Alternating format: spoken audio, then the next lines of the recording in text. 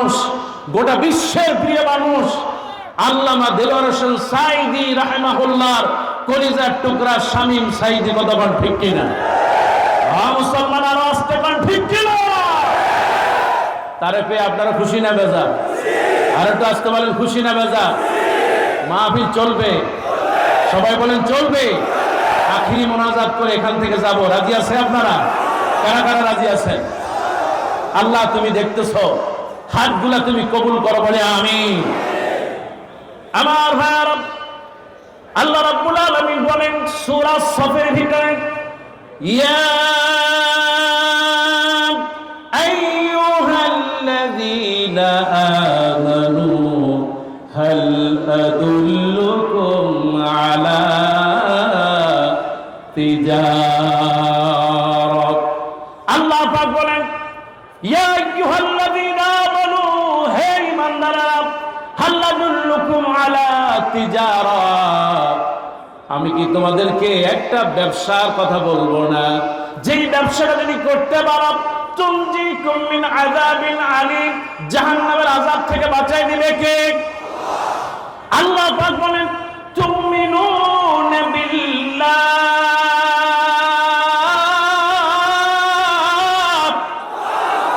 ঈমান আনতে হবে যার উপরে, তিনি কে?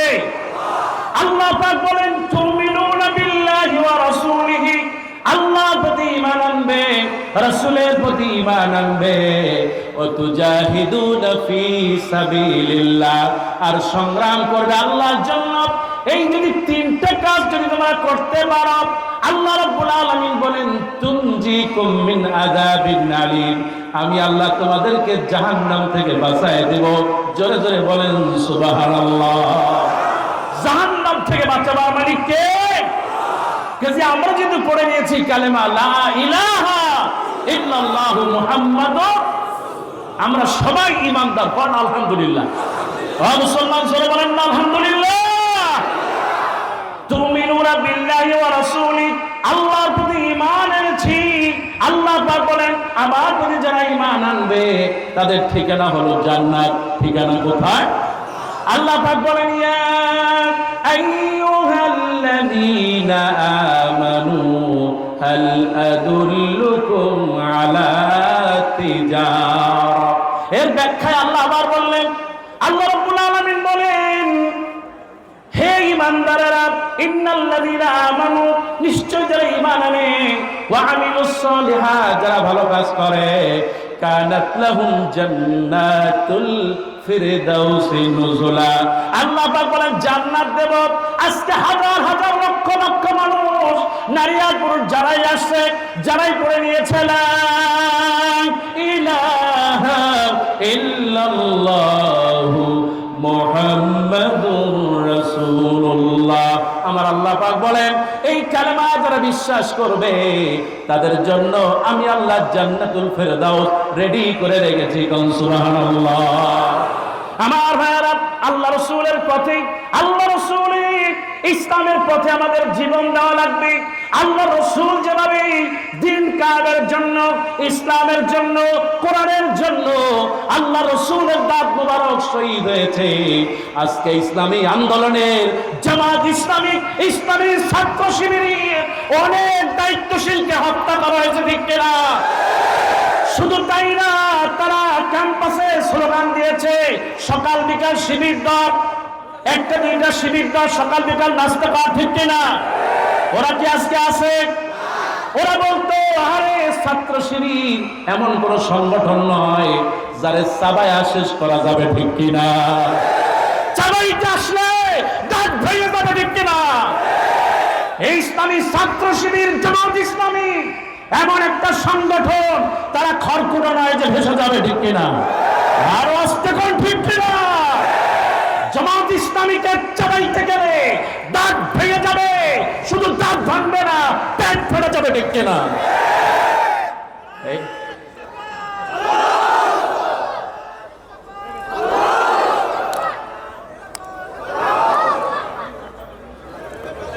সেই জন্য বলতে চাই, এই দেশ থেকে ইসলামকে, ইসলামী আন্দোলনকে কে উৎখাত করতে পারে নাই, ভবিষ্যতে পারবে? সবাই বলেন পারবে? কারণ আমরা যাদের জন্য, যার জন্য জীবন দেই তিনি কে?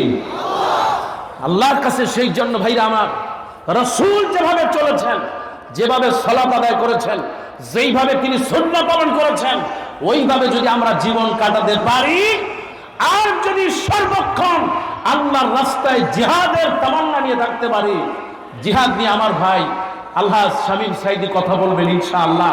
আমি যেটা বলতে চাই সেটা হলো, আল্লাহ রসুলের পথে জীবন, আল্লাহর পথে জীবন, রসুলের জন্য আমাদেরকে উৎসর্গ করতে হবে। আমরা যদি রসুলের পথ ধরে আল্লাহকে পাইতে চাই, খুশি হবেন কে? শুধু পুরুষ না, আমার মায়েরা যারা এসেছেন, আমি যখন ফেরাউনের কাছে গেলাম, সবচেয়ে মনে পড়লো মা আসিয়ার কথা। সুবহানাল্লাহ খান।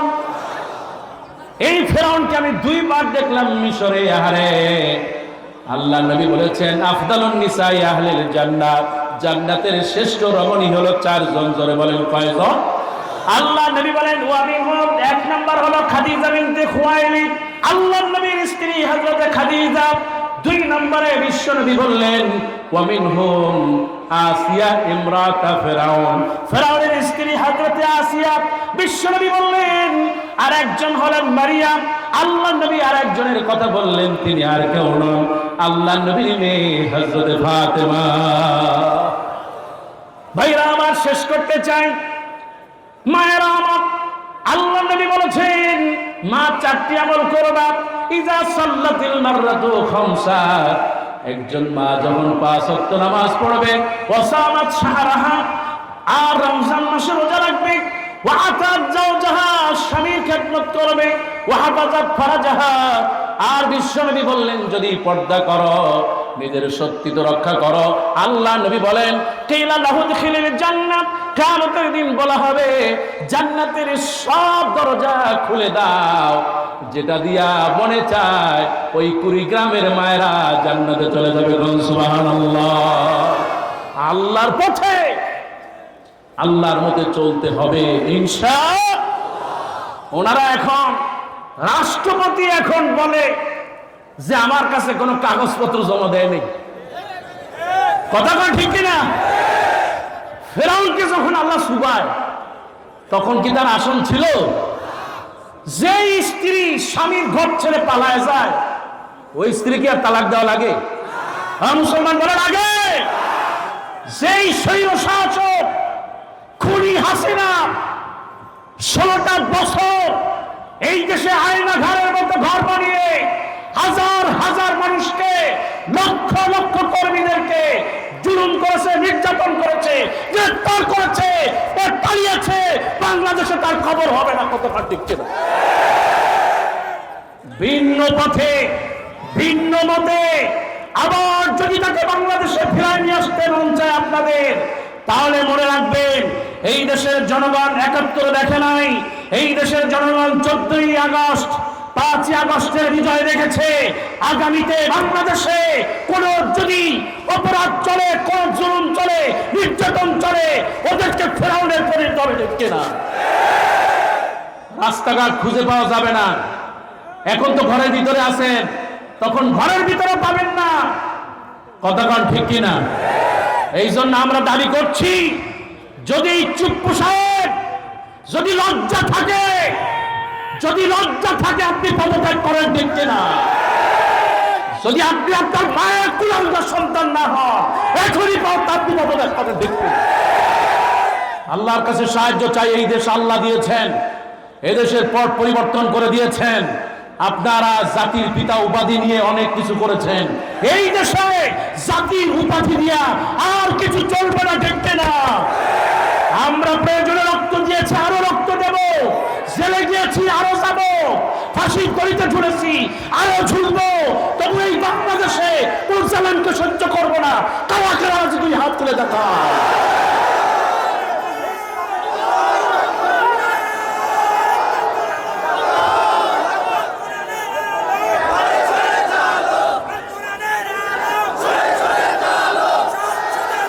আল্লাহ তুমি কবুল করো বলে আমিন। এই কুড়িগ্রামে আল্লামা সাঈদী এসেছিলেন, আজকে তিনি তার সন্তান, কলিজার টুকরা সন্তান এসেছে। শেষ পর্যন্ত আমরা থাকবো আখেরি মোনাজাত করে তারপর এখানে যাব ইনশাআল্লাহ। আমি আবুল কালাম আজাদ আজহারি, আপনাদের প্রিয় ভাই, দোয়া করবেন। আমরা একসাথে ছিলাম, মিজানুর রহমান আজহারি, সাদেকুর রহমান আজহারি, আমরা সবাই আজহার একসাথে ছিলাম। কান্নাহুম বুনিয়ানুম মারসুস। আল্লাহ পাক যেন এই পথেই শাহাদাতের মর্যাদা, শাহাদাতের মওত যেন আল্লাহ দান করেন, বলে আমিন। আসসালামু আলাইকুম ওয়া রাহমাতুল্লাহি ওয়া বারাকাতুহু।